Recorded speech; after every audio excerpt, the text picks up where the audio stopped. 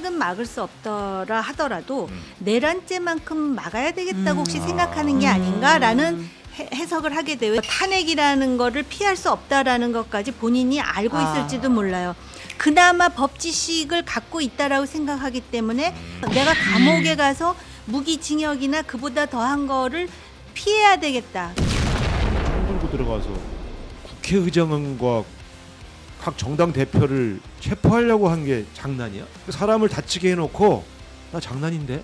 이렇게 말하는 범죄자의 자기 변호 스타일과 너무 비슷하니까 소름이 끼치는 거예요. 국회 하나 제안 못하고 이러면서 분발을 촉구하는 거죠. 실제로 1시 좀 넘었을 때 합참 지통실에서는 분위기가 험악했던 건 그 이유예요. 우리가 서울에 보면 나오는 장태환 수경사령관이나 김진기 육군본부의 헌병관 같은 사람이 한 명만 있었어도 이렇게 군인의 명예가 실추되지 않았습니다. 그 계엄 선포하기 한 달 전에 저 방첩사 참모장이 그런 의견을 냈긴 냈어요. 그래서 어떻게 됐는지 아십니까? 육군사관학교 교장으로 쫓아냈습니다. 싹 정리됐다니까. 한없이가 위원 정치 토크쇼 장르만 여의도 12월 19일 목요일 순서 시작하겠습니다. 반갑습니다. 정프로고요. 허락해 주시면 잠깐 짜증 살짝 내고 가겠습니다. 한덕수 권한대행이 거부권 썼죠? 제가 말입니다. 어제 그제 계속 물어봤어요. 저 민주당 분들 나오셨을 때, 뭐 패널 분들한테도 한덕수 권한대행이 거부권 쓰면 어떻게 하실 거예요? 그랬더니 에이 그럴 리가 없다. 그럴 사람 아니다. 안 그럴 거다. 그럴 수는 없다. 계속 이 얘기만 하시는 거예요. 아니 쓰면 어떻게 하실 거냐고 그랬더니 에이 그럴 리가 없다는 거예요. 그래서 제가 그럴 수도 있는 거 아닌가 계속 물어봤더니 저한테 뭐 이 댓글에도 뭐 저 내란 동조 세력이다 뭐 자꾸 이렇게 욕을 하시는데 썼잖아. 지금 썼잖아요. 이 상황 어떻게? 그래 내가. 근데 어제 질문이 이 양곡관리법 같은 정책법안 거부권 네. 얘기였어요? 아니면은 내란 특검, 김건희 특검 그 얘기였어요? 아니 그러니까 뭐 법안 그 양곡 법안도? 포함해서 그런 거에서 거부권 쓸 수도 있는 거 아니냐. 근데 예를 들어 뭐 자동차가 신호 위반 하면 어떻게 할 거냐 물어봤는데 에이 차가 그럴 리가 있냐 이렇게 얘기하는 건 안 되잖아요. 뭐 과태료를 매기든 뭐 우리는 그러면 저 신호 위반하면 뭐 범칙금을 매길 거다 뭐 이런 게 있어야 되는데 그럴 리가 없다는 걸로 계속 일관하더니 결국 쓰지 아니 않았습니까? 그럼 그렇게 말하는 분한테 짜증을 내지 그렇게 말하는 사람한테 짜증을 내면 아니 왜냐면 저 댓글도 내 지금 댓글 쓰는 사람들한테 하는 얘기입니다. 네, 저한테 막 엄청 뭐라 내란 동조 세력이다. 청취자들한테 지금 반항하는 거예요? 반항이라뇨? 혼내는 거죠 이거는. 그럴 수 있다는 겁니다. 자 그래서 항상 그런 가능성에 대해서 우리는 염두를 하고 대책을 마련을 해야 된다. 뭐 이런 겁니다. 네. 자 그럼 오늘 장르만 여의도 바로 시작하겠습니다. 함께해 주실 분들 인사 나누죠. 우리 우상호 전 원내대표님 어서 오시고요. 네, 반갑습니다. 네 그리고 정호김 전 의원님. 네, 안녕하세요. 네 어서 오시죠. 오늘도 우아하게 갑니다. 예, 항상 품격 있게 가겠습니다. 자 김종대 전 의원님. 안녕하세요. 네 반갑습니다. 자 그리고 신영 기자님이 오늘 뉴스 정리해 주십니다. 네, 정프로의 의견은 개인 의견이라는 점 밝혀드립니다. 안 묻어가네. 나도 이렇게 또 손절 나가네. 네. 이렇게 손절할 경우 어떻게 할 거냐. 여기는 이런 대책도 항상 세워놔야지. 거부권 행사해야지. 거부권, 손절 거부권. 손절 거부권 네. 이럴 수 있다는 선물입니다. 겁니다. 네. 자 결국 썼어요 거부권. 썼습니다. 뭐뭐 썼습니까? 6개 쟁점 법안이 있었는데요. 네. 일단 국회법 개정안, 국회 증언감정법 개정안이 있었고 농업 관련된 4가지 법안이 있었어요. 우리가 대표적으로 알고 있는 게 이제 양곡관리법인데 6개 법안에 대해서 모두 오늘 국무회의에서 이제 제의 요구를 했습니다. 네. 네. 어차피 본인이 이제 권한 대행이니까 사실상 거부권 썼다 이렇게 보면 됩니다. 네. 예. 이 양국관리법 등에 대해서는 전에부터 근데 이거는 본인의 좀 뭐 소신이다. 네, 얘기도 이렇게 좀 국가 했었었죠. 재정을 투입해서 뭐 1조 원이 넘는 재정을 투입해서 쌀을 수매하고 하는 게 좀 적절치 않다. 뭐 이런 뭐 소신을 밝힌 바가 있었죠. 네. 예. 요 정도로 끝납니까? 아니면 더 쓸 수도 있나요? 예를 들면 뭐 특검법이라든지 아니면 저 헌재 재판관 여기에도 좀 시간을 아주 계속 최대한 끈다든지 뭐 이런 일들도 할 수 있는 거 아닙니까? 그런데 이제 실제로 민주당 안에 이제 거부권을 행사했을 때 어떻게 대응할 거냐에 대해서 이견이 있었어요. 네. 한쪽은 최고위원 안에서도 이 대통령 권한대행이 거부권을 행사할 수 있는 거냐에 대한 권한 문제로 붙여봐야 된다. 그러니까 이제 탄핵 여부 검토를 해봐야 네네네. 된다고 한 쪽이 있었고 정책 문제는 우리 과거에 고건 권한대행이 노무현 대통령이 탄핵됐을 때 직무집행 정리됐을 때 거부권 네. 행사한 적이 있어서 예. 우리 때 있었던 일이 있었기 때문에 이걸 그대로 얘는 안 된다, 뭐 이분은 안 된다 이렇게 말하는 건 조금 내로남불이 될 수 있다. 네. 다만 내란 특검은 좀 다르다. 왜냐하면 지금 이분에 대해서는 어떤 유보 조항을 뒀냐면 네. 지금 피의자로 입건됐지 않습니까? 네. 그래서 내란에 관여한 정도가 매우 심각하면 탄핵해야 된다. 이거는 당내에 공감대가 있어요. 야.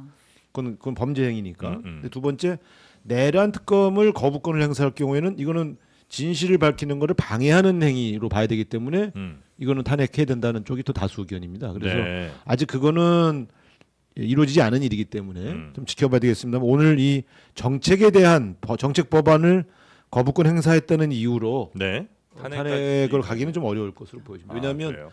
권한의 문제는 권한 대행이 한 적이 있어서 네. 우리가 그때는 괜찮고 지금 안 된다고 말하기는 어렵고 정책적 의견 차이 때문에 탄핵할 수는 없거든요. 네. 법률 위반일 때만 탄핵해야 되니까 그런 측면에서는 탄핵 사유는 아닌 것으로 보여죠. 또 일부에서는 어쨌든 저 권한대행이라는 건 적극적인 뭘 행사할 수 없는 이런 사람인데 국회가 다 입법 통과시킨 거에 대해서 거부권을 하는 거, 제2요구권 하는 거는 이거는 적극적인 권한 행사 아니냐 이런 얘기 하시는 분도 또 있긴 아니 근데 하시더라고요. 이견은 많이 나올 수 있는데 네. 민주당의 대책인 흐름은 네. 어쨌든 지금 대통령 탄핵 이후에 윤석열 대통령이 탄핵 완성과 네. 전국 안정에 경제 안정에도 주력한다는 쪽에 기조를 정했기 때문에 네. 이 자체로는 그런 몇 가지 기준을 정해야 될 필요가 있어서 뭐 알겠습니다. 그런 쪽의 흐름이 잡힌 것으로 제가 알고 있습니다. 네, 그러면 네. 한덕수 탄핵 고려의 전제가 되는 그 내란 특검, 김건희 특검 이거는 그 정프로 제이스에서 질문을 하면 거부권 행사할 거라고 보세요? 이거는 한덕수 총리가 깊은 고민에 빠지게 될 겁니다. 네. 저는 정책 법안은 윤석열 대통령 시절도 거부권을 행사했기 때문에 네. 또 농식품부 장관이 네. 건의를 했잖아요. 거부권. 예, 예, 그러니까 예. 관계 장관이 거부권을 건의했는데 총리가 네. 권한대행으로서 그 장관의 건의를 무시하고 받아들이기는 어려웠죠. 그러니까 네. 저는 그거는 이 정부의 일관성이 있는 거부권 행사의 행태로 볼 때 일관성이 있다고 보고 민주당과는 전혀 다른 차원의 견해를 갖고 있지만 이것이 탄핵 사유로 조각될 수 있냐의 문제에 대해서는 이견이 좀 있다고 보는데 네. 내란 특검 문제는 조금 다를 거예요. 그래서 그건- 그거는 한덕수 권한대행께서도 네. 이건 신중하게 판단하셔야 될 필요 있습니다. 무슨 겁을 주는 게 아니라 네. 뭐 굳이 내란을 진상조사하는 것까지 막으실 필요는 없잖아요. 그래서 행사 안 할 왜 것이다. 막아 그거? 아니 그거는 우리가 지금 아. 점쟁이 예측하듯이 이런 거 자꾸 물어보지 마세요. 이게 뭐가 옳으냐 그러냐를 중심으로 해야지 네. 뭐 이렇게 예측하듯이 자꾸 오케이, 물어보는 거 알겠습니다. 그럼 매우 나쁜 습성들이야. 알겠습니다. 그러면 거부권 행사하면 어떻게 할 거예요? 내란 특권 거부권 행사하면 탄핵해야 됩니다. 그건 탄핵해야 된다. 아. 알겠습니다. 혹시 의견이 좀 다르실까요? 비슷하시면 뭐 넘어가도 되겠습니다. 아니 그런데 이 부분은 정 의원님 정책에 대한 문제라 그러지만 이거는 다 민주당이나 한덕수 총리 다 비난의 소지가 있어요. 네. 이 양곡관리법은 문재인 정부 때도 농민단체가 요구했던 사항입니다. 네네. 그때는 또 문재인 정부가 거부했던 거란 말이에요. 그러니까 이런 부분들이 이제 야당이 돼서 다시 내놓은 상황의 변화도 있고, 그다음에 한덕수 총리도 그렇습니다. 아니 그 대파 논란, 사과 논란, 시금치 논란 지금 올해 와가지고 굉장히 그 농수산물 수급이 불안정해가지고 이게 총선 패배의 원인이 됐던 사항들도 분명히 있는데 네. 이 거부 사유를 보면 이거예요. 이 입법 취지의 맥락은 이해하지만 시장에 잘못된 신호를 줄 수 있어서 거부한다. 네. 뭐가 이렇게 궁색합니까? 그러니까 이 입법 취지는 또 맞대는 얘기 아닙니까? 그러면 거기에 맞는 어떤 합리적인 대안 제시가 있고 이 법의 맥락과 취지를 구현할 수 있는 어떤 노력이 정부에서 선행이 돼야 되는데 그런 거 없이 하다 자기들 총선에 졌잖아요. 대파 논란 때문에. 네. 그러니까 이런 부분들부터 해가지고 이 농산물 그 보상법도 그렇고 마냥 거부만 하는 게 능사는 아니라는 겁니다 지금. 아니 사실 이거는 충분히 국회에서 합리적으로 조정할 수 있는 법안이에요. 그러니까. 근데 문제는 이게 이념적으로 거부를 하면서 민주당과의 정책 협의를 계속 거절해 왔어요. 우리는 여기서 일부 양보할 의사도 있어요. 네. 그러니까 아까 김종대 의원 말한 것처럼 사실은 우리도 문재인 정부 때 이거 안 받아들였단 말이에요. 우리 이거 당에서도 주장했었거든. 예. 근데 정부가 안 받아들였어요. 당에서는 네, 요구를 했었어요. 네. 근데 그렇기 때문에 아픈 데를 찔렀는데 어쨌든 이런 정책들은 민생 정책은 여야간에 충분히 조정이 가능해. 근데 이 대화를 아예 거부해서 네. 그래서 사실은 국민의힘의 농촌 지역 의원들은 우리한테 네. 이거 해야 되는데 당 입장 때문에 하는 분들이 못하니까 있어요. 네. 이러보자 네. 이렇게 해서 또 그런 측면이 있어요. 그래서 예, 이걸 예. 왜 그런 식으로 끌고 가는지 모르겠어요. 이런 민생 법안은 음. 정책이 차원에서 민생협의체에서 충분히 논의할 수 있어. 저도 두 가지만 말씀을 드리고 싶은데요. 지금 이제 세 번째 탄핵이잖아요. 네. 아마 노무현 전 대통령을 탄핵할 때 이렇게 탄핵이 여러 번 있을 거라고 예상한 정치권의 인사들은 없을 것 같아요. 제가 지금 말씀드리려고 하는 거는 좀 불쾌한 이야기일 수도 있지만 일단 탄핵을 이렇게 하잖아요. 우리가 정치의 한 과정처럼. 그러면 향후에도 탄핵될 대통령이 나올 수 있는 가능성은 열려 있단 말이죠. 네. 그러니까 제가 드리고 싶은 이야기는 그렇기 때문에 탄핵을 하고 대통령 권한 대행이 나설 때에 그 관례라든지 법리 이런 게 합리적으로 정착될 필요가 있다라는 거예요. 그러니까 지금 거부권은 일단 선례가 있는 거잖아요. 헌법재판관과 관련해서 그래서 지금 정치권에서 논란이 있는 거거든요. 그런 차원에서 말씀을 드리고 싶고 그다음에 요번에 한덕수 총리가 이렇게 6개 법안에 대해서 거부권을 행사한 거에 대해서 농업인 분들이라든지 이해관계를 가진 분들은 굉장히 이제 불만이 있겠지만 이게 재정이 많이 투입되는 이슈이고 또 네. 장기적인 관점에서 과연 농업인들을 살리기 위해서 무엇이 대안인가를 생각할 필요가 있는 데다가 네. 민주당의 우상호 의원님 같은 분만 계시지 않더라고요. 그래갖고 법안 거부권 행사하면 탄핵한다라고 말한 사람이 있어요. 제 기억에.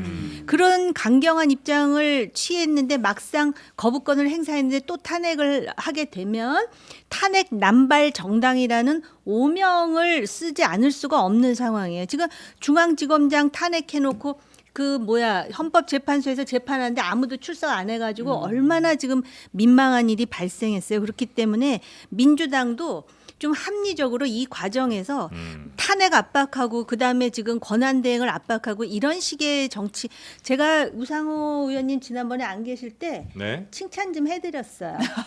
네. 네. 아무도 전달 안 해주지. 합리적으로 지난 탄핵 예. 전국에서 원내대표 하면서 아시구나 계시라고. 예.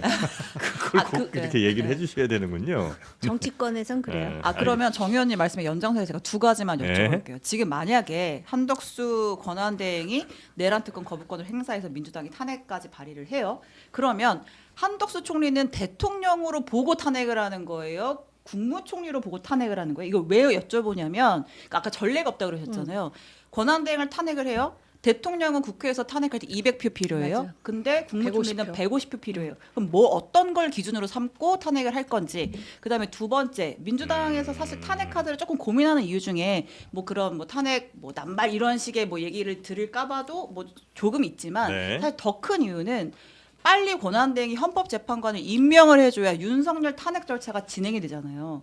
근데 한덕수를 또 탄핵해버리면 결국은 임명할 사람이 탄핵되면 또 그 절차가 늦어진단 말이죠. 근데 그것까지 고려를 하고 있는 건지 두 가지를 좀 일단 몇 표 필요합니까? 헌법재판관 임명은 저는 뭐 그건 당연히 임명될 거예요. 네. 그 논란은 내가 볼 때 권성동 의원이 쓸데없는 논란을 네, 야기했어. 네. 그건 저도 8년 전에 같이 의논했던 사람인데 예, 권성동 예, 의원하고. 예, 예. 권성동 자격은 있는데 그 자격을 가진 사람이 탄핵을 되면 또 그 절차가 그렇죠. 늦어지지 그거는 않느냐. 맞아요. 예, 그건 맞는데 얘기. 예.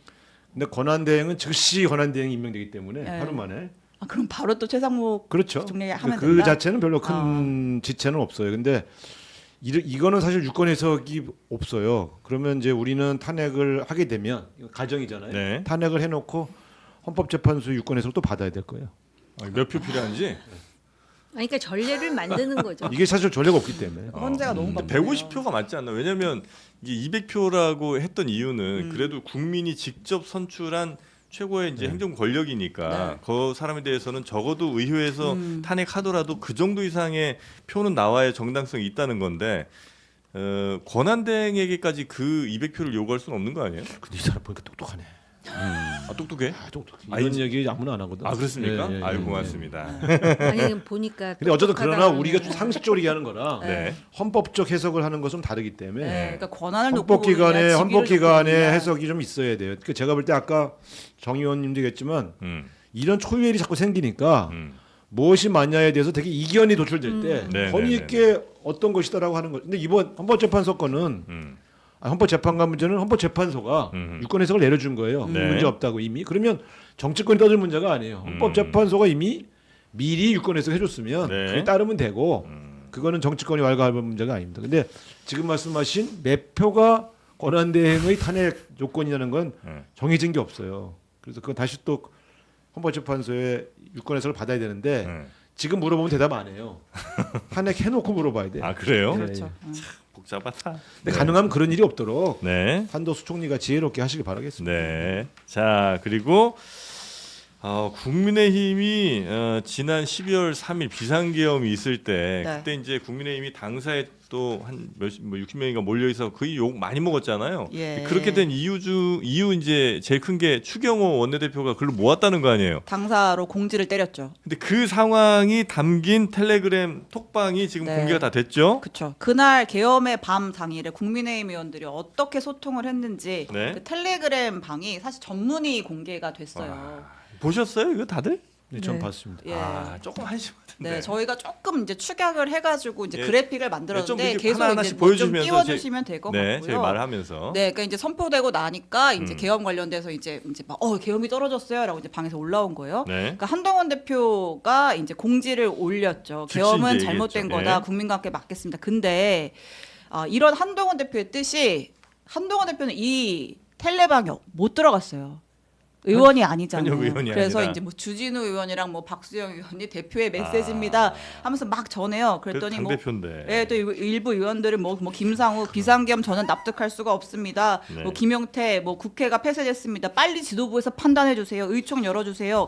뭐 민주당 의원들은 담 넘어 들어간다는데요. 우리는 어떡하나요? 막 이런 얘기가 나오는데 추경호 원내대표는 답이 없고 텔레가 아닌 이제 문자로 보통 이제 문자 공지 하잖아요. 해가지고 이제 의총 장소 처음에는 국회입니다. 네. 이렇게 보냈다가 또 의원들이 지금 국회 못 들어가는데요. 뭐 당사로 가나요? 어떻게 하나요? 또 하니까 이번에 또 장소를 바꿔서 장소가 변경되었습니다. 당사로 모여주십시오. 그러니까 또 한동훈 대표는 주진우 의원을 통해서 아닙니다. 지금 빨리 담 넘어서라도 국회에 들어가야 됩니다. 반대한 사람이 있어요? 막 난리가 난 거예요. 네. 컨트롤 타워가 지금 없는 그런 상황인 거죠. 그래서 어쨌든 추경호 의원은 원내대표는 이 당시에는 이 방에서 아무런 말도 하지 않고 있었어요. 그냥 공식적인 문자 메시지로만 의총 장소를 당사로 공지를 했고 예. 뭐 난리도 아니에요. 뭐 최영도 의원 같은 경우에는 저 지금 지역구에서 숙모상이 있어가지고 마산에서 뭐 올라가는데 12시면은 국회에 도착할 것 같습니다. 국회에 도착했는데 어떡하나요? 저 지금 담 넘나요? 담 넘었는데요? 어떻게 해야 하죠? 그런 난리가 나는 상황. 여기서 두 가지 포인트. 네. 한동훈 대표가 카톡방에 못 들어갔다는 거. 두 번째 포인트. 추경호 원내대표는 아무 말도 하지 않았다는 거. 네. 아니 일단 한동훈 대표는 아무리 저 현역은 아니래도 당 대표인데 이 방에는 넣어줘야 되는 거 아니에요? 그렇죠.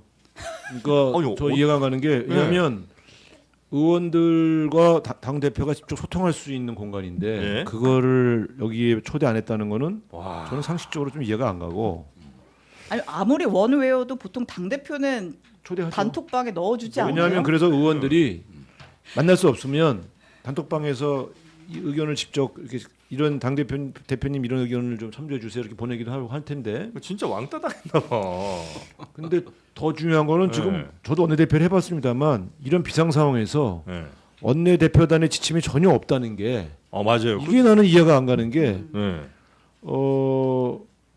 이게 지금 보면 되게 우왕좌왕하고 있잖아요. 네네네. 그러면 이럴 때 가장 행동 지침을 먼저 줘야 될 분이 원내대표와 수석부 대표인데 네. 그리고 지금 당 대표가 국회로 오라 그러고 원내대표는 당사로 가라 그랬으면 초기에 판단을 달리할 수는 있죠. 그러면 둘이 얼른 소통하거든요. 그렇죠. 그래서 대표와 원내대표가 전화 통화를 해서 통일된 지침을 가지고 그럼 네. 이렇게 하도록 하겠습니다. 네. 그럼 예를 들어 정 안 되면 그럼 대표님은 이미 본회장에 들어간 의원들을 지휘하시고 저는 거기 못 들어간 의원들을 당사에서 지휘하겠습니다. 이렇게라도 해야 이게 정리가 되는데 그렇죠, 그렇죠. 이걸 보면 오합지졸에 리더십 부재에 그러니까 의원들이 이렇게 막 어떻게 되나 올리는 건 그냥 당연해요.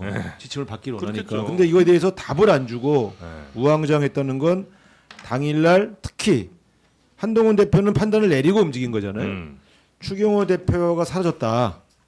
근데 이분이 그럼 그 사이에 뭐 했겠냐? 수없이 많은 전화를 대통령실과 관련자들에게 사태를 파악하기 위해 전화하고 네. 또 원내 수석들하고 자기 함께하는 지휘부하고 어떻게 할 건지를 의논했을 거 아니에요. 그렇죠. 결론을 못 내렸다는 거 아닙니까? 그러니까, 리더 자격이 없는 거죠, 이거는. 제가 볼 때는 리더십 실종 상태였다는 게 보여요. 너무 한심해. 이렇게 우왕좌왕하는데 원내대표라는 사람이 그 아무 저 미션도 잘 제대로 주지 않고 정리 이렇게 못했다는 게 야, 너무 좀 한심한 것 같은데 저는.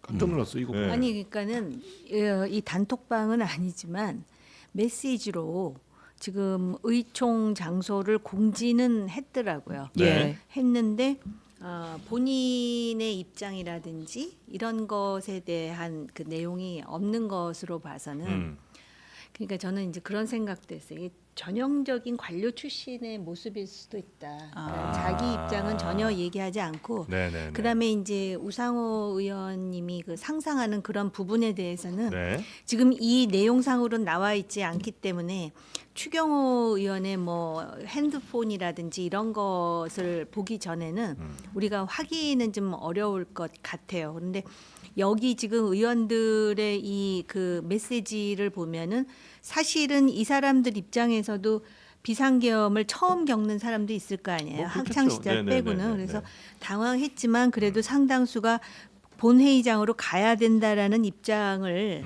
내고 있었는데 결국 18명밖에 참여를 하지 못했다라는 것은 굉장히 개탄스러운 일이고요.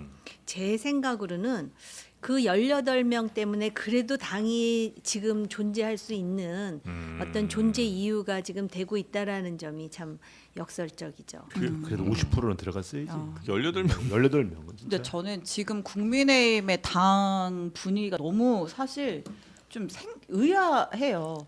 그러니까 사실 박근혜 전 대통령 탄핵 때를 돌이켜 보면 뭐 그때는 뭐 탄핵에 찬성도 많이 하긴 했지만 어쨌든 당이 정말 죄송합니다. 진짜 무릎 꿇고 사죄하는 분위기였단 말이에요. 네. 근데 지금 국민의힘은 계엄에 대해서는 이제 당시에 뭐 한동훈 대표, 추경호 원내대표가 당시에는 그 직후에는 뭐 혼란을 들여 사과한다고 했지만 당 차원에서 지금 이 사태에 대한 공식적인 어떤 의원들이 전체가 뜻을 모아서 사과를 한다거나 이런 모습이 사실 전혀 보이지 않고 있거든요. 그러니까 전 당 입장이 뭔지를 모르겠어요. 지금 제일 중요한 건 네. 국민의힘에서 솔직히 보이기에는 비대위원장 누구 뽑느냐가 제일 중요한 상황으로 보이지 국민 앞에 어떤 뭐 사과나 이런 입장을 밝히는 거는 계획이 좀 없는 것으로 내란에 대한 보여서. 입장이 뭔지 윤상현 의원이 말한 게 당 입장이에요. 윤상현 의원이 얘기한 네. 거예요? 몰라 버텨. 이거 아니 이거 말고는 네. 다른 말로 이 행동과 태도를 이해할 수가 없어요. 아니 그러니까 자 보세요. 당이 이 일을 겪었잖아요. 그러면 일단 그 내란 사태에 대해서 이거 사건 규정은 해야 될 거 아니에요. 이거는 대통령이 벌인 내란이다. 혹은 아니다. 이건 통치 행위다. 그러니까 뭐 어떤 결론을 내든 당의 입장이 있어야 될 거 아니에요. 근데 입장이 일단 없잖아요. 그러니까 그게 너무 이상하다는 거예요. 그러니까 비상계엄하고 그다음에 내란하고 네. 탄핵에 대한 입장이 다 다르죠. 다른 거예요. 예. 다른데 다른 게 있긴 있어요? 이분들이 입장이 정해진 건 있는 그러니까 거예요? 그 다른데 심지어는 네. 비상계엄과 관련해서도 이게 위헌적이지 않다라고 생각하는 사람도 있다라고 하더라고요. 제가 일일이 전수조사를 하진 않았어요. 네. 그래서 굉장히 이렇게 일반화시켜서 말하는 거는 안 된다고 보지만 그 이유가 뭘까에 대해서 생각해 보면은 알 수도 있을 것 같아요.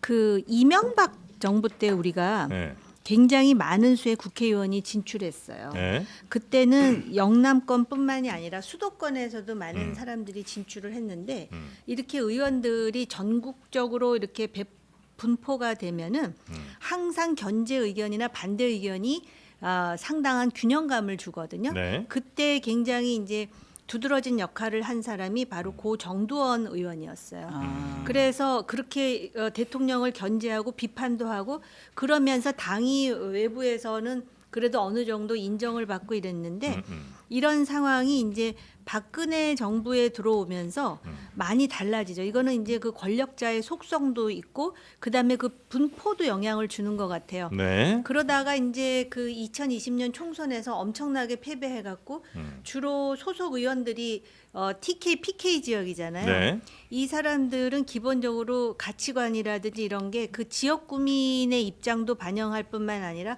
수도권의 이런 어떤 그 험지를 진짜 박박 기는 그런 사람들하고는 네. 조금 의식이 다를 수가 있어요. 그러다 보니까 지금 위기 상황에서 이 비상계엄 내란 탄핵과 관련해 가지고 그 다수의 국민들이 생각하는 것과 좀 다른 생각을 하는 사람들이 마치 또 주류인 것처럼 근데 제가 제일 이해 안 가는 사람이 바로 권영세, 나경원, 윤상현 그다음에 마포의 조정훈 예. 이런 사람들이에요. 왜냐하면 이분들은 그래도 그 수도권의 지역구를 두고 있을 뿐만 아니라 자기가 문 밖에 나가면은 민심을 청취할 수 있는 전혀 다른 민심일 거라고 생각을 네네. 하거든요. 그럼에도 불구하고 이 그룹에 속해 있는 것이 자기가 세이프하다라고 생각하는 나름대로의 또 이유가 있겠죠. 이해할 수는 제가 없지만. 단원 이해가 안 돼. 제가 이제 예. 서울에서 25년 정치했잖아요. 예. 단언코 말씀드리는데 그 네 분 방금 예, 말씀하신 네 분은 다음 총선에서 100% 낙선합니다. 권영세 100%. 이 계엄이 준 내면화된 상처가 예. 이분도 잘못 건드렸어요. 경상도는 살아날 가능성이 있어요. 경상도는. 예. 그런데 이 수도권 유권자 우습게 본 거고 특히 윤상현 의원이 1년만 버텨 이렇게 네, 얘기한 네, 것을 네, 네, 네. 그 지역구 유권자들이 다 들었잖아요. 네. 그 모멸감 느끼게 한 거거든요. 그걸 비밀리 단둘이 얘기했으면 몰라도 그런 얘기 했다고 난 공개하는 걸 보고 저 양반 겁이 없구나. 그래서 내가 지금 이 계엄이 준 상처의 내면화라는 게 국민의힘에게 어떻게 돌아갈지에 대해서 두렵지 않으신 모양인데 저는 박근혜 대통령 탄핵 때보다 10배 충격이 좀 내면화돼 있거든요. 그래서 저는 이해가 잘 안 가. 어쨌든 지금 말씀하신 걸 보면 네.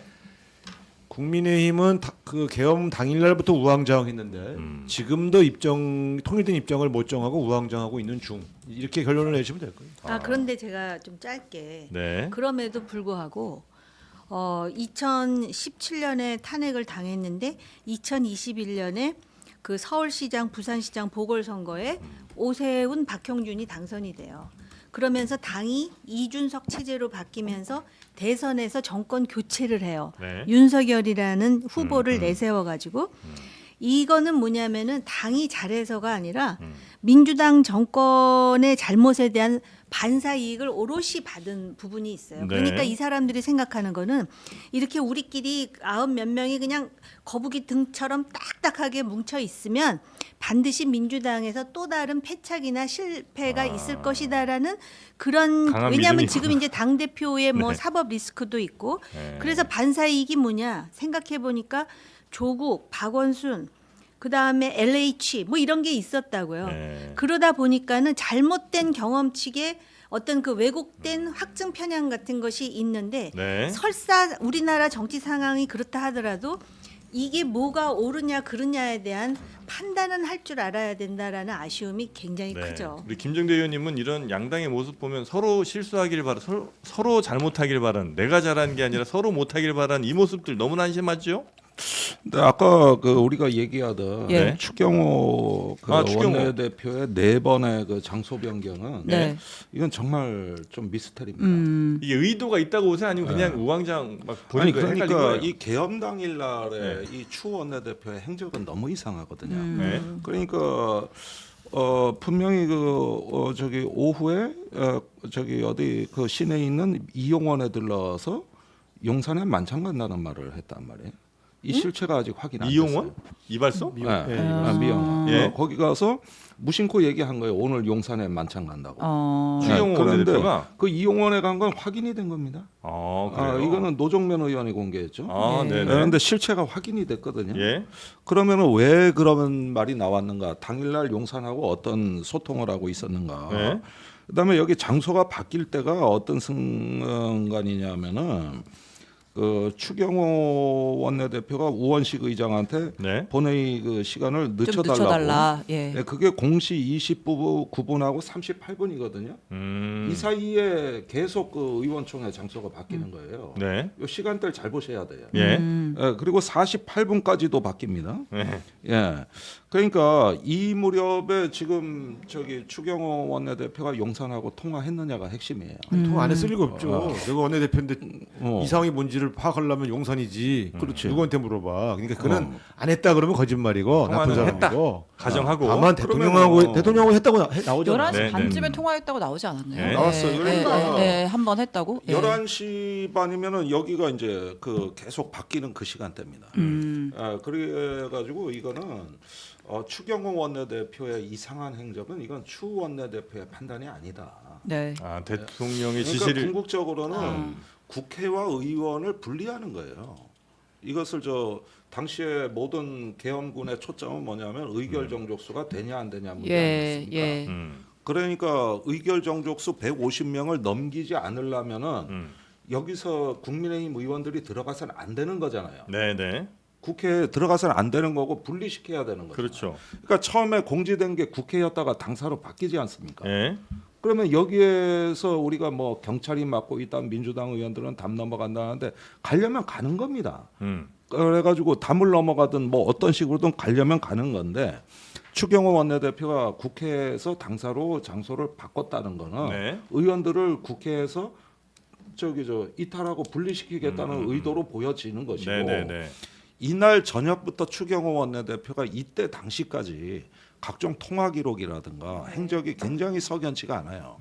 지금 우리가 이 부분에 대해서는 잘 봐야 되는 게 이게 바로 계엄의 어떤 그 일환이 아니었는가 하는 의혹입니다. 이것도 계엄의 프로젝트의 의혹이 아니죠. 계엄 일환이 해제를 아니었느냐. 막기 위한 예. 용산과 추경호의 한 팀이 돼서 의원들을 못 들어가게 혹은 빼내게 하는 그 전략으로 지금 아니 추경호가 국회의원이 네. 국회에서 모인다는 이 당연한 게 왜 번복이 됩니까? 그러니까 저는 이런 거예요. 이게? 네. 저희 이제 전주 신중한 편이니까 사전 모의를 했는지까지는 확인이 안 됐으니 그것까지는 뭐 추론하지 않겠지만 예. 적어도 추경호 원내대표가 우원식 의장에게 본인이 개의 시간을 1시간 미뤄달라고 요청한 거는 틀림없이 이거는 내가 볼 땐 있을 수 없는 부탁이에요. 저 원내대표 내가 그때 원내대표면 어떻게 했을까를 생각해 보면 그래서 시간을 그러니까 그러면 이거잖아요. 그럼 1시간 정도를 주면 그 그래- 의총을 열어서 참석 여부를 결정했어야 될 거 아니에요. 네네네네. 그것도 안 했잖아. 음. 시간 그러니까 물론 거절당했기 때문이기도 하지만 근데 예를 들어 그 시간대 보면 이미 50명 본회의장에 있는 18명과 네. 그다음에 당사에 있는 50명을 합하면 거의 70명 가까운 의원이 있었던 거 아니에요. 그렇죠. 네. 입장을 안 정했잖아요. 계속 그렇게 격리만 시키고 있고. 네네네. 그러니까 저는 이게 예를 들면 제가 원내대표였으면 국회 못 들어간 의원들에게 이게 더 다수니까 거기 갈 수는 있어. 그럼 토론해야 될 거 아니야. 상황을 공유하고 어떻게 할 거냐? 안 했잖아요. 예. 그러면 이거는 야 일단 빼. 그다음에 국회 개의 시간을 늦춰라는 어떤 오다를 받았거나 본인이 이렇게 판단했거나 둘 중에 하나인데 네. 어쨌든 이건 설명할 본인이 해명할 필요가 있는 사안이에요. 근데 지금 그 이후에 싹 사라졌잖아요. 사라졌어요. 이분 저는 좀 석연치 않다고 생각해요. 심지어 본인은 국회 안에 있었죠. 있었죠. 예, 안에 국회 안에 있었죠. 본인은 또 예. 국회 안에 그러면서 있으면서 예. 의원들은 당사에 오게 한 모이라 거야. 그랬으니까 네. 이게 의원 빼돌리기 아니고 뭡니까 이게? 예. 사실 요거는 한번 제대로 된 조사 같은 게 좀 필요하다는 말씀. 일단 본인이 좀 해명해야 돼요. 참그 의원들 이 지금 개개인들 보니까 참 어떤 분들은 좀 안타깝더라 그죠. 아니 보통 이렇게 되는 게 지침이 없으면 의원들이 지도부 입장을 계속 물어보게 돼 있거든요. 이건 뭐 당연하거든요. 아니 근데 저는 약간 거기에는 이견이 있는데요. 예. 여기서 지침을 기다린다라는 게 정말 이상하지 않아요? 국회의원이잖아요. 다 뛰어가야 그리고 된다. 이게 헌법으로 보면 지금 이런 상황에서 계엄을 선포하는 것이 언어 도단이요 어불성설이라는 거를 판단을 못 한다고요? 그리고 지침을 기다린다고요?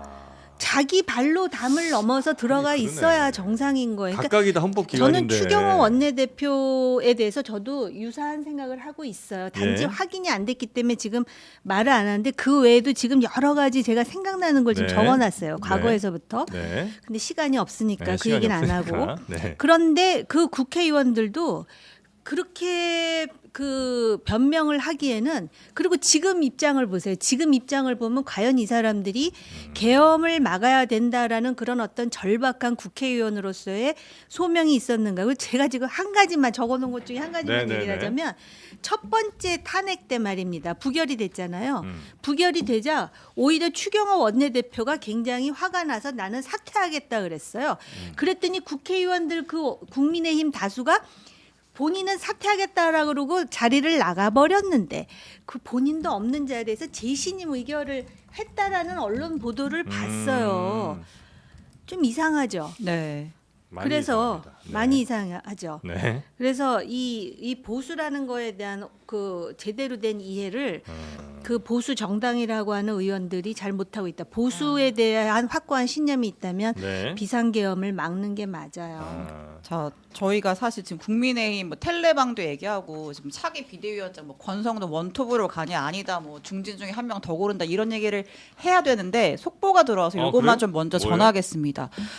원래 오늘 오후 2시에 고검 음. 앞에서 윤 대통령 측이 입장 발표를 네, 한다 네, 그랬거든요. 네. 근데 이게 미리 예고가 어느 정도 됐는지 모르겠네요. 10시 반에 그 대통령 변호인단이 외신 기자들을 상대로 지금 기자회견을 했어요. 하고 있어요? 했어요. 진짜. 예, 여기만 오면 내가 이게 나와. 네. 네. 내용이 어떤 어떤 내용이요? 거죠? 다른 말, 네. 외신 그러니까 네. 전 세계에 보도될 국내 언론이 아닌 외신을 상대로 석동현 변호사가 기자회견을 했고요. 네. 그러니까 핵심은 내란죄를 부인한 겁니다.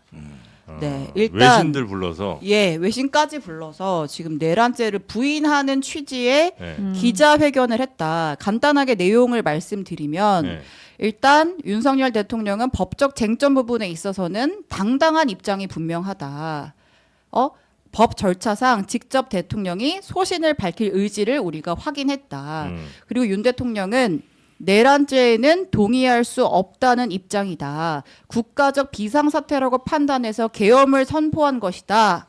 전 국민에게 예고하는 내란이 어디 있느냐. 그리고 우리는 계엄 해제 절차도 준수했다. 이렇게 주장을 했고요. 예고 언제 했어요? 예고했어요? 모르겠습니다. 그 계엄 대국민 예고. 담화를 예고라고 아니, 설명을 계엄 예고 한다면 언제, 아니 대국민 예. 담화가 아니라 그냥 선포했잖아. 아니, 이 그렇죠. 얘기는 뭐냐면은 예. 12일 날 윤석열 담화에 나오는데 그 왜 담화가 끝나고 11시에 계엄이 선포됐기 때문에 30분 공백이 있어요. 예. 그걸 예고라고. 그건 자기들이 실패한 계획인데 예, 예. 이걸 이제 와선 자기들은 충분히 여유를 줬다. 이걸로 이제 바꿔치기를 한 거죠. 그 얘기를 하는 거예요. 국회 투입된 네. 계엄군이 시민과 충돌할 것이 없었다.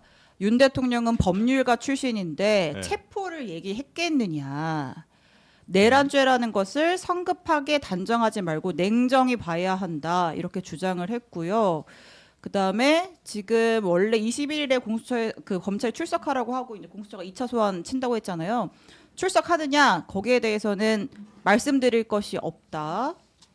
변호인단 구성이 끝나면 정리된 입장을 발표하겠다. 관저에 머물며 대통령이 법적인 절차를 준비하고 있다. 이런 취지의 기자회견을 외신을 상대로 지금 마쳤습니다. 국내 언론을 상대로 먼저 해야 되는 거 아니에요, 근데? 왜 외신? 법률가인데 의원 체포 얘기를 왜 했겠느냐 이렇게 반문을 한 거네요. 예, 판을 크게 키우겠다는 의도죠. 이걸 전 세계 그 외신을 한다는 거는 언론전을 하겠다. 판을 더 키우겠다 해외로도 이런 어떤 키워서 뭐 할 의미고 일단 대한민국에 대해 가지고 어떤 조금 더 뭐랄까 조금 다툼의 여지가 있는 것으로 해외에 비춰지고 싶은 거고 그러고 지금 이런 어떤 기습적인 어떤 기자회견인데 네. 이건 소환에 불응하겠다는 뜻이에요. 그러니까 지금 2번 소환이 응하지 않았지 않습니까? 예. 그럼 그 다음 순서는 체포입니다. 네. 거기에 응하지 않겠다는 거예요. 이게 지금 그 선언을 외신에 먼저 해서 잡혀가더라도 네. 우린 억울하게 불법적으로 부당하게 끌려가는 끌려간다? 것이다. 그 얘기는 미리 하는 거 아니겠습니까? 오늘 오후 2시에도 근데 예고가 되는 게 있죠. 예, 원래 한다고 했었는데 네. 내신을 먼저 하고 내신을 국내 언론을 주시하나? 그러니까 어쨌든 분리해서 지금 대응을 하는 거잖아요. 물귀신 작전이죠. 뭐 대한민국을 완전히 아니, 난파선으로 이거는 만들겠다. 그냥 경향하니까 경향.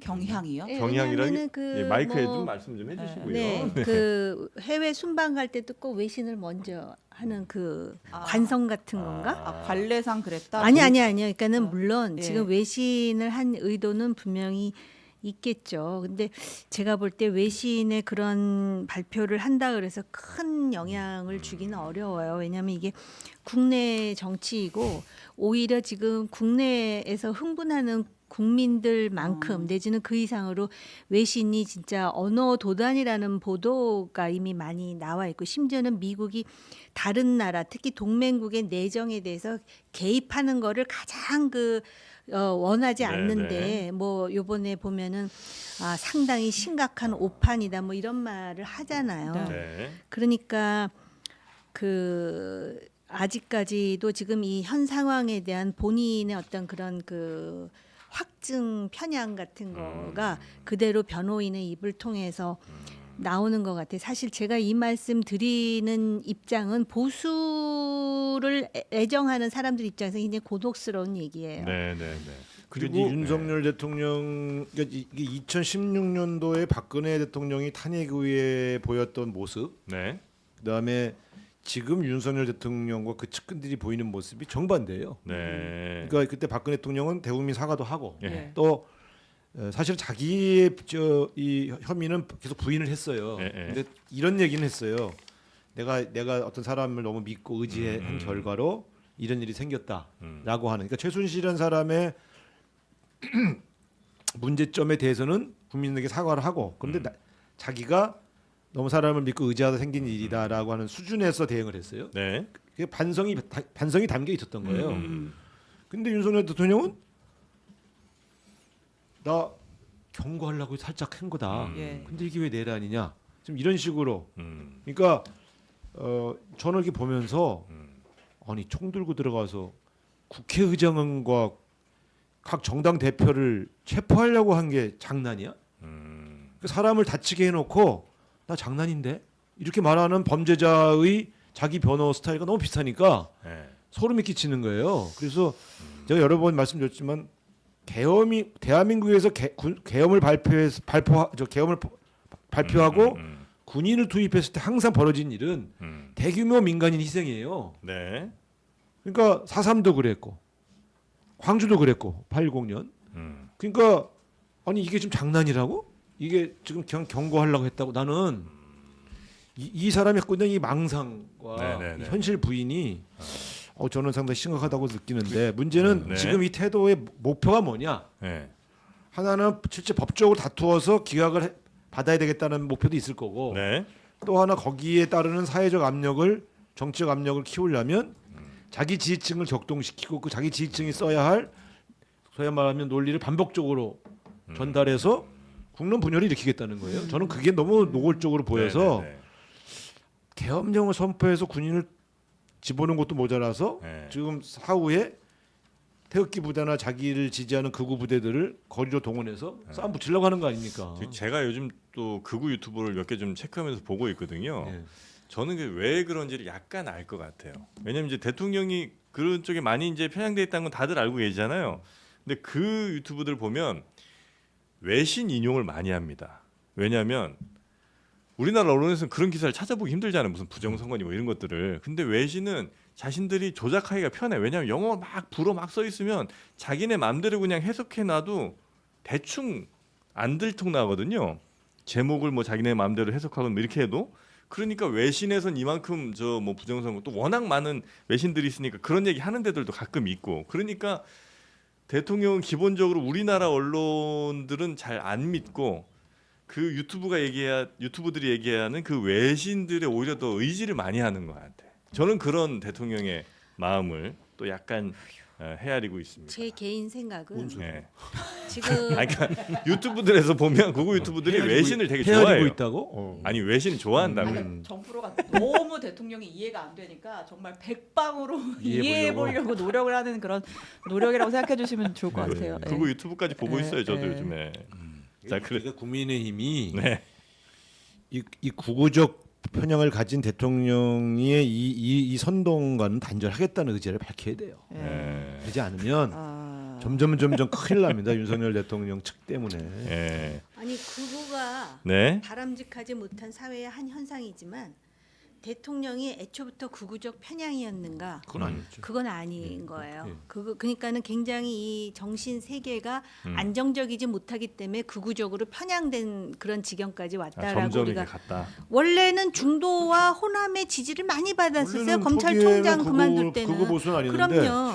어느 순간부터 극우들이 하는 얘기를 자꾸 쓰더라고. 음. 공개적인 발언에서. 그래서 계엄하고 이 탄핵과 관련해 가지고 지금 대통령이 혹시 이건 제 개인 생각이지만은 탄핵은 막을 수 없더라 하더라도 내란죄만큼 막아야 되겠다고 혹시 생각하는 게 아닌가라는 해석을 하게 돼요. 왜냐하면 탄핵이라는 거는 위헌적 소지가 있으면은 정치적으로 탄핵 결정을 할 수가 있어요. 근데 전시나 사변이나 이에 준하는 위기가 아닌데 계엄 선포를 했기 때문에 사실은 탄핵이라는 거를 피할 수 없다라는 것까지 본인이 알고 있을지도 몰라요.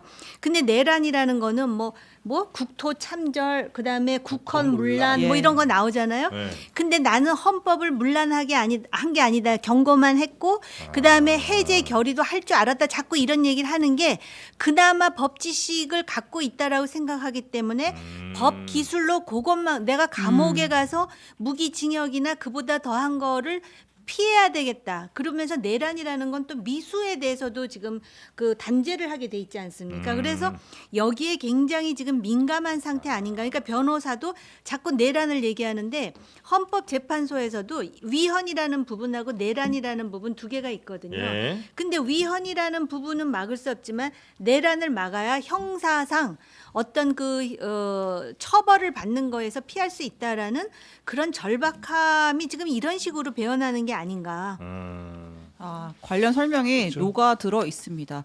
그때 이제 어쨌든 전 세계에 생중계될 그런 자기의 담화를 통해서 나 내란이다 하는 내란이 어디 있느냐, 절차대로 국회에서 하지 말라고 그만두는 내란이 어디 있느냐, 뭐 이런 주장을 했고요. 네. 저는 제일 여기서 정말 좀 약간 충격적이고 인상 깊은 단어는 당당인 것 같아요. 윤 네. 대통령은 당당한 입장이다.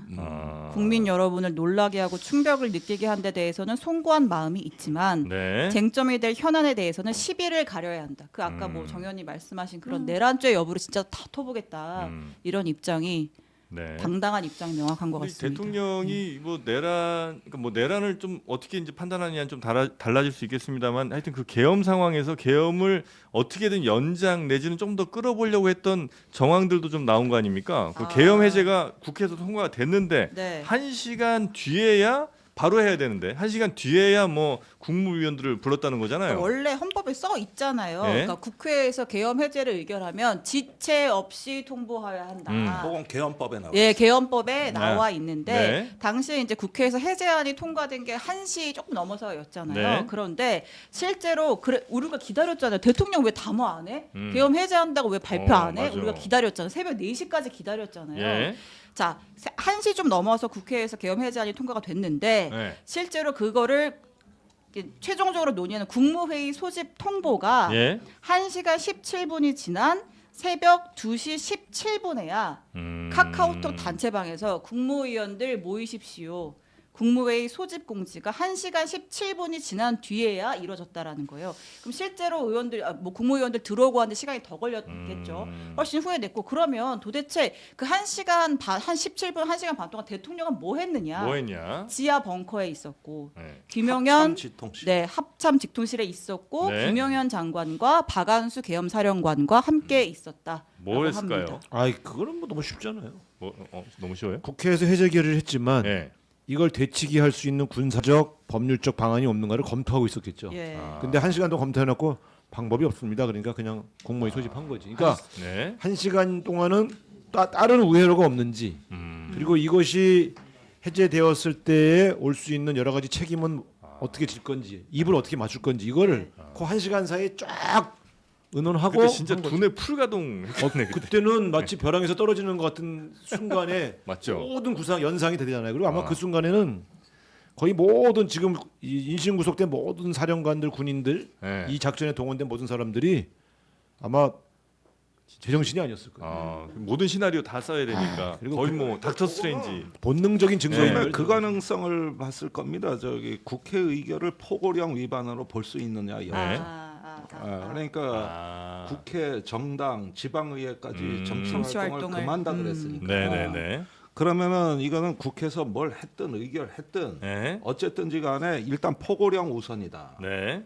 이렇게 해가지고 뭉개는 방안이 없느냐. 아. 이 부분이 일단은 검토가 됐을 거고. 네네네. 두 번째 이제 방금 우상호 전 의원님 말씀하신 그 우회로인데 네.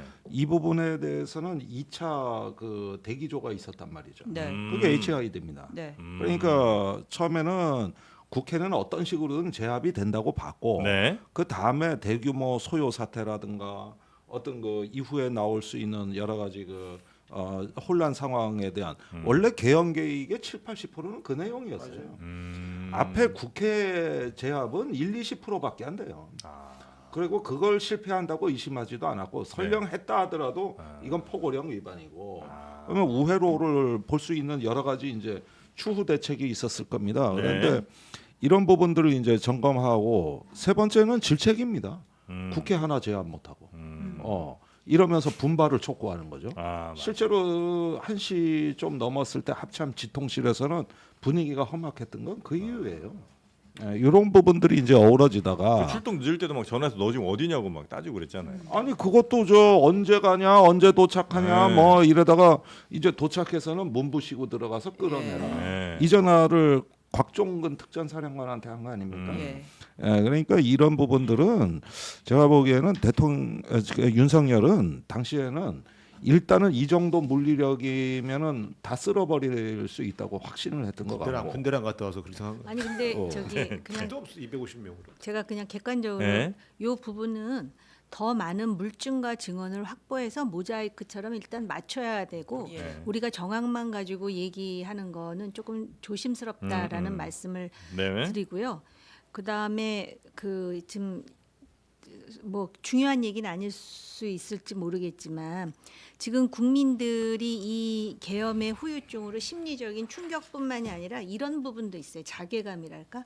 그러면 이런 상황이 펼쳐졌을 때 정말 나라와 국민을 생각하는 그런 어떤 그 충을 가진 그런 정부의 인사들은 단 하나도 없는 거에 대한 그런 좌절감이 굉장히 크거든요.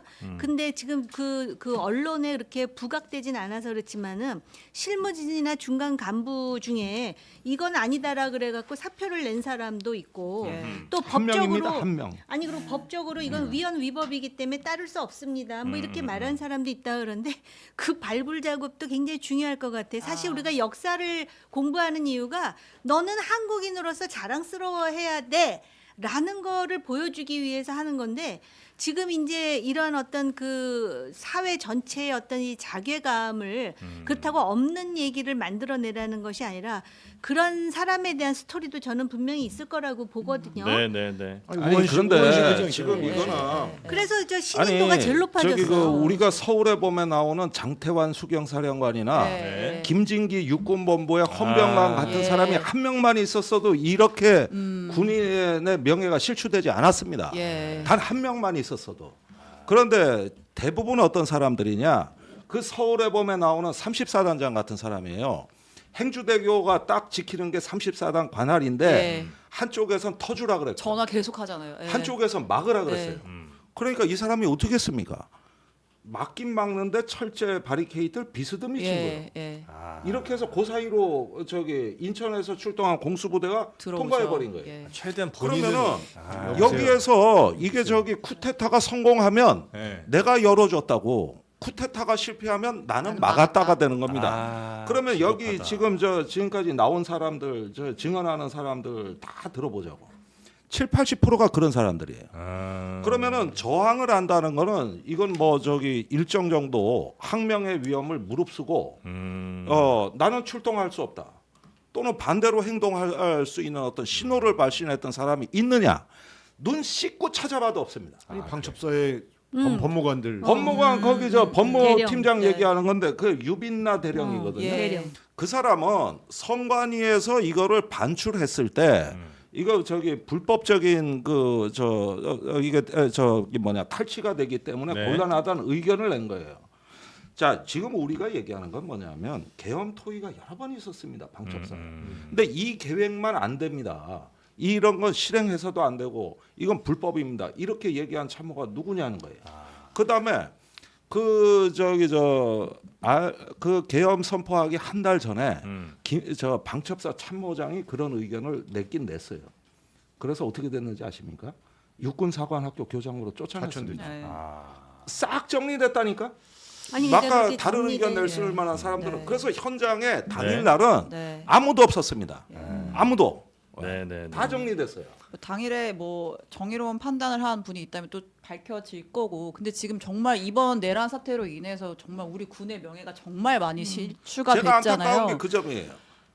그거의 정점이 바로 이 롯데리아 회동 아니겠습니까? 아니 무슨 계엄 작전 모의를 뭘 롯데리아가 나쁘다는 게 아니라. 그렇죠. 롯데리아 되게 맛있고 훌륭한 그 국내 브랜드인데 민간인이 계엄 모의를 현직 군인, 전직 군인이 모여서 군 관련 시설도 아니고 물론 민간인 포함되어 있으니까 못 갔겠지만 롯데리아에서 지금 계엄 모의를 했다라는 거 아니에요. 네. 노상원 전 정보사령관, 문상현 현 정보사령관과 그 밑에 있는 뭐 2명의 대령이 불러다가 아유. 야 햄버거 먹으면서 좀 들어봐라고 하면서 그날 선관위에 들어가고 어쩌고 저쩌고 이런 얘기를 했다라는 거 아닙니까? 이 사람들이 롯데리아에 모인 거는 그날 저녁에 계엄이 선포되는데 네. 그 뒤에 후속 조치를 어떻게 하는지 이미 그 다음 논의를 하고 있었던 겁니다. 그 중에서 계엄 오늘 선포 이후에. 밝혀진 건 뭐냐면은 이 HID 팀에 내려진 첫 번째 임무는 네. 선관위 직원 30명을 체포해서 음. 결박해가지고 두건을 씌워서 비원 빵카로 연행한다예요. 선관위 직원들을 예. 그게 그게- 선관위가 다 한패라고 생각하는 거군요. 그렇죠. 그러니까 다 잡아들여가지고 어떻게 해요? 그러면 30명이면 선관위 고위 간부는 전원이라고 봐야 돼요. 예. 그러면 이 사람들 비원 빵카인데 거기 방 50개를 알아보라 그랬어요. 예. 취조할 수도 있고 가둘 수도 있고. 네. 그러면은 이게 뭐냐면은 저기 그 선관위가 여태까지 부정선거 가담 세력으로 일단 단정하고 거기에 맞춰서 감금하고 취조하려고 했던 겁니다. 이게 첫 번째 임무예요. 네네네. 그리고 난 두 번째, 세 번째 임무도 있다고 봐요. 왜 HID여야 하느냐? 일단은 어떤 그 물리적 충돌이 벌어질 수 있는 지점에 이 사람들이 투입되는 겁니다. 네. 저항할 거 아닙니까? 그걸 제압하고 연행까지 깔끔하게 끝내라는 얘기죠. 아직 뭐 버거 얘기가 좀 많이 나오고 있는데 이거 좀 명확하게 좀 정리를 하고 가자면 그 새우버거랑 불고기는 롯데리아가 맛있는 게 맞습니다. 갑자기 맥도날드는 치즈버거가 맛있는 게 뭐죠? 지금 막 어제 롯데리아 본사 입장 네. 밝혔죠. 내란 버거, 계엄 버거 계획 발표할 없다. 생각 없다. 이게 진짜 낼 수도 없는 거지. 말도 안 돼. 발표할 필요도 없는 얘기를 그러니까 발표. 진짜 예. 다 농담이지. 예. 근데 혼자- 지금 어쨌든 이번에 정보사가 어쨌든 김용현 장관의 어떤 핵심 좀 이렇게 실행하는 핵심 친위부대처럼 약간 움직였던 게 확인이 됐고 네. 전현직 정보사령관, 그러니까 노상원, 문상호 이 두 사람이 또 키맨이었던 거잖아요. 근데 제가 기억하기로는 문상호 현 정보사령관이 이 계엄 사태 끝나고 국회 불려 나와가지고 노상원을 분명히 모른다고 했었단 말이에요. 잘 모른다 그랬어요. 그거 잠깐만 들어볼게요. 예. 처음 듣는 얘기입니다. 들어가. 별로 개전의 정이 없구만. 노상원 알아요, 몰라요? 잘 모릅니다. 네. 모른다. 처음 듣는 이야기다. 잘 모른다 이게 뭐예요? 아니, 모르면 그러니까 모르지 잘 빠져나갈 모른다는 뭐예요? 구멍을 만든 거죠. 저거 입 맞추고 나온 거라니까. 그 입 맞추기가 있었다는 것도 지금 밝혀졌어요. 그래서 여기서 정보사의 모든 요원들은 정보사령관 문상호가 국회 나와서 한 얘기대로만 진술해라. 이게 문사령관이 부대원한테 한 지시입니다. 그러니까 저거는 가이드라인이에요. 네. 그다음에 잘 모른다는 뜻은 아주 모른다는 뜻이 아니에요. 예. 그래가지고 이런 부분들을 갖다가 회색지대로 만들어 놓기로 하고 나중에 무슨 일이 국회 생기더라도. 국방위에 나온 거예요. 근데 뜻밖에도 제보가 온 거지. 그 정보사 내부에서 네네네. 그걸 갖고 이제 야당이 파면서 그 야당의 의혹 제기가 먼저 있고 그 다음에 저기 체포가 이루어진 거예요. 근데 저는 그 말씀을 쭉 들으면서 예. 아, 정말 이 윤석열 김용현 콤비네이션이 정말 심각한 문제구나라는 생각이 드는 게 이 사람들이 다 그 군에 소속된 사람 내지는 퇴직한 사람이지 않습니까? 네. 그런데다가 정보사라는 것의 기능은 사실 우리가 남북 분단 속에서 뭐 부파 공작도 하고 그러잖아요.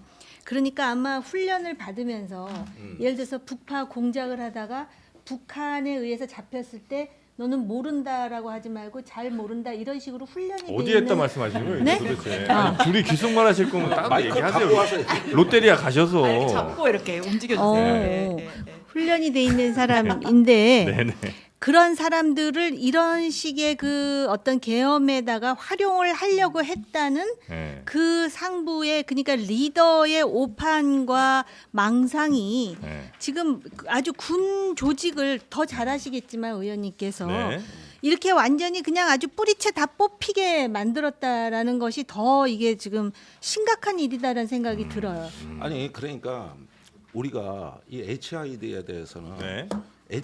다른 북파 저기 부대도 많지만 그걸 다 제외하고 HID 하나만 해도 우리가 냉전 시대 17,000명을 북파했습니다. 그 중에 7,000명이 전사했습니다. 맞아요. 예. 그리고 죽을 때까지 올려보낸 사람도 많아요. 20번 이상 올라갔어요. 보상도 제대로 못 그런데 받았어요. 이게 김대중 정부 시절에 더 이상 이제는 이런 걸 숨기지 말고 과거사를 정리하는 차원에서 민주주의 체제가 이제 확립되니까 이걸 백일하에 드러내준 겁니다. 네네네. 그 다음에 이제 북파 임무가 없어졌어요. 그러면 이 사람들이 지금 하고 있는 건 뭐냐면 DMZ 돌파 작전 같은 걸 해서 유사시에 인민군 복장하고 북한으로 가는 훈련을 지금 하고 있는 예. 겁니다. 네. 그리고 여기에서 이제 예비역들하고 점조직으로 연결된 공작팀을 운영하고 있어요. 북파 팀이 따로 있고 공작팀이 따로 있어. 네. 이 사람들은 해외 활동도 하는 거예요. 그런데 이번에 두 팀이 다 소집된 겁니다. 이번에 그 대기조 38명에 다 소집이 된 거예요. 네. 그러면은 제 2차, 3차 임무도 있다고 일단 합리적으로 가정할 수가 있는 겁니다. 그래서 첫 번째는 선관위 30명 연행하고 네네네. 두 번째 다른 임무는 대기하고 있었던 거죠. 뭔지 나는 그게 일종 정도의 지금 뭐 일국에 나오는 아직까지 검증 안 됐다는 걸 제가 강조하는데요. 미군 부대 공격설이라든가 뭐 분란설이라든가 네네네. 예, 이런 부분들이 있는데 그 중에 뭔지는 아직은 알 수가 없어요. 노상, 그렇지만 네. 예, 이 사람들은 네. 계엄 이후에 특수 임무를 수행하려고 준비된 팀입니다. 그리고 아시다시피 김용현이 그 저기 옛날에 박근혜 정부 때 경호처장 하던 박흥렬 예비역대장의 육군본부 비서실장이었고 그 밑에 노상호가 있었어요. 노상원이. 이 노상원은 여기가 뭐? 원팀이고 네. 그때 정보사령. 조현청 기무사령관이 계엄문건 작성하던 당시에 청와대 몇 번 출입해서 만난 사람이 박흥렬입니다.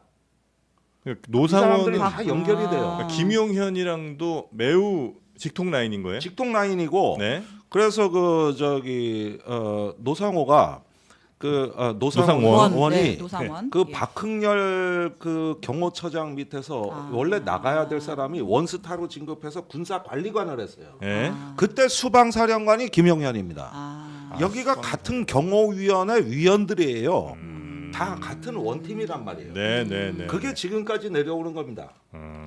근데 제대하고 나서도 그럼 계속 그 관계를 유지하면서 네, 이런 일을 이제 획책을 한 거죠? 네 그렇습니다. 실제로 정보사에서는 문상호 현 정보사령관보다 영향력이 셌다라는 말이 아니 있던데. 문상호는 예. 원래 정보맨이 아니에요. 아니고 외부 예. 이 사람 정보에 대해 몰라. 네. 그러니까 왜 저기 프로 예. 이 정보사령관을 거친 네. 정통맨이 필요했을까? 문상호는요. 네. 심부름만 하는 사람이고 오히려 잘 모르니까 그냥 이 앉힌 정보에서 잔뼈가 굵은 사람이 아니에요. 음. 그러니까 둘이 이게 합작이 돼가지고 컴비네이션이 되는 거죠. 저는 어저께 그 K였나 보도가 나왔는데 무슨 보도가 되게 인상 깊었냐면, 그러니까 이 노상원이란 사람이 그 여군 교육생 강제 추행해가지고 불명예 네네네. 전역한 사람이에요. 그러니까 네. 내부적으로도 하급성도 있고. 예 말이 많던 완전히 인물이고. 뭐저 군에서 추문이라고 할 수 있는 건 여러 건이 있습니다. 아 그래요. 심지어 이번 계엄의 키맨 중에 하나죠. 여인형 방첩사령관이 김용현한테 노상원 조심해라, 가까이 두지 마라 이렇게 조언할 정도였다고 하던데요. 그건 충분히 그렇죠. 아. 이 악명이 뭐. 제가 예비역 몇 명한테만 전화해서 그 사람 이름만 대도 전부 쌍욕부터 나옵니다. 그 사람들 한둘이 아니에요. 그래요? 이건 농담이 아닙니다. 제가 그런 사람이니까 이런 반역을 기억하겠지. 자기가 살 수 있는 길은. 그러니까 내가 볼 완전히 때는 망상가에다가 정상적인 광기가 사람들 있어요. 속에 극단적 둘러싸여서 인물입니다. 이런 판단을 했다는 게 한심한 거죠. 하긴 그렇게 문제가 많고 흠결이 많은 사람일수록 어떤 좀 부적절한 일에 동원하기 훨씬 더 편한 거죠. 왜냐면 그래야 이제 자기가 그걸 되엎기 위해서라도 더 극단적인 일까지 할 수 있는 사람이 될 테니까. 그래서 노상원이라는 사람 굉장히 문제가 많은데 이번 비상계엄에 아주 김용현이 잘 활용하기 위해서 굉장히 여러모로 좀 썼고 작전도 이 사람이 꽤 많이 지금 짠 걸로 앞으로 보이고 이 사람 있다. 역할은 점점 더 밝혀지겠죠. 네, 알겠습니다. 구속이 됐습니다. 예. 자, 지금 뭐 이야기가 많이 남아 있습니다만 그래도 오늘은 요 정도로 이 시간 마무리하고 잠시 후에 정치용장에서 김용남, 장윤선 두 분과 함께 하도록 하겠습니다. 그리고 중간에 잠깐 저희가 명태균 씨 변호인 전화 연결 한 5분만 좀 연결하도록 하겠습니다. 자, 세 분은 오늘 고생 너무 많으셨고요. 다음 주에 뵙겠습니다. 고맙습니다. 네, 감사합니다.